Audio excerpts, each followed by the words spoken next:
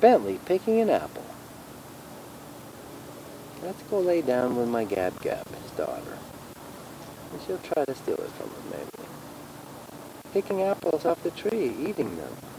Sitting here with my doggies, Miley and Bentley. They both went and picked up apples from under the apple tree. And now they're going to eat them. They'll be quiet for at least 5 minutes. Maybe. And Mark's teepee is back here. We're going to set it up farther in the back. Anyway, I wanted to talk about authenticity. The one safe place. Wise up, folks. Authenticity is going to be the only safe place. Getting to be your authentic self, the authentic heart, is going to be the only safe place on the planet. That's just how it's going to be. All the bunkers, all the secret this, all the offshore accounts, all that stuff will survive for a little while. But after a while, that stuff's going to stop working. It's just going to quit working. The only safe place in the coming times is going to be you getting more and more authentic, the authentic heart, how you really feel, what's really real. All the facades have to come down, the fronting, the fake fronts, the presentation faces that we do. Not that you can't use that, but it has to do with the intention with how you use it. So, authenticity is going to be the only place that's going to be the safe place to be. AU, the symbol for gold, is AU. Amen. Om. It starts way back in the throat, your deepest, authentic, truest self. The Ow. The symbol for gold, AU. The Amen. There's no accidents. These things just make sense. So becoming authentic, your own author of your own life, AU. Right?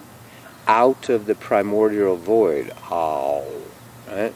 In the beginning was the Word. All these things make sense once your eyes, your consciousness, your awareness, your understanding starts to open. We're moving into a sector of the galaxy that the frequency, the energetic frequencies from the center of the galaxy are different. They are upgrading in a sense, if you will. So there's really, you can't stop this. When you boil butter, you have called clarifying butter, you have the black impurities rising to the surface. You skim those off. This is what's going on. The whole planet, in a sense, is being boiled of these old miasmas, these dark, these hidden, these issues in our tissues, these old pieces of us, the old sins, the old suppressed, the denials, the traumas, the unhealed parts, the forgotten glories, the forgotten powers, the natural powers of telepathy, of telekinesis, of anti-gravity, of levitation that humans have. We are meant, energy is not hampered by gravity.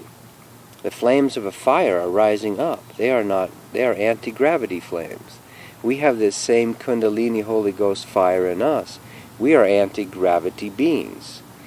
But gravity only has a hold on us if there are unresolved issues inside of us, in our tissues. And I know that's a stretch and that's an idealistic picture. I understand that. But we have to keep the reality of what's really there instead of the current, managed, shut down reality on Earth. I was just watching a video. They found an ancient city of Dwarka off the coast of Kambat, the Kambat Gulf up in western India. And this was a myth, this city, where Krishna, the god and the king and the human and the being at the same time actually lived. So we relegated this to myth. Well, now they've found in 75 feet of water this huge old ancient city, artifacts from 32,000 years ago. And so this history by the hysterical little historians, the myopic, shut down history that we've been told, the sheeple, this is how it is going to go away. Whether it's Göbekli Tepe, Google it, Göbekli Tepe, Gobekli Tepe. It's this ancient Turkish, they found these stone circles that are 13,000 some years old. The pyramid itself is much older. So this managed reality, the fact that we've been able to be managed and controlled into this reality is going to go away when enough of us start getting authentic. When we start living your bliss, following your life, speaking your truth. Instead of trying to fit into this managed reality, this shut down collective human reality. When you're out there, it's like we're living in martial law. We're not able to be open. We stand in the elevators and go, I don't want to say anything, I'm just a scared sheeple. It's ridiculous, this shut down reality that we're living in. This will change when millions of us, thousands of, hundreds of thousands of us, start becoming authentic. How do you do this? How do you get authentic? It's going to be the only safe place, by the way. Authentic energy in you. It's no accident that this whole thing about keep it real, get real is there for the young people, because that's what they know, their souls know as they incarnate, that they're going to have to get real to heal. Feel, get real, feel, and heal. Get real with your feelings. Get real, feel, and heal. You got to do it. There's no way to bypass the heart, even though we try to do heart bypass surgery, quintuple bypass surgery. You ever notice that the people that, quote, run the old paradigm world, they need quintuple heart bypass surgery because they're not going through the heart. That's why Dick Cheney has massive heart problems. That's why David Letterman, God bless him, But the joker thing is not authentic, right? Always joking, making fun, sardonically making fun, sort of slyly putting down everyone else. You're not showing your vulnerable real self. I'm using people in the collective consciousness because it hits us.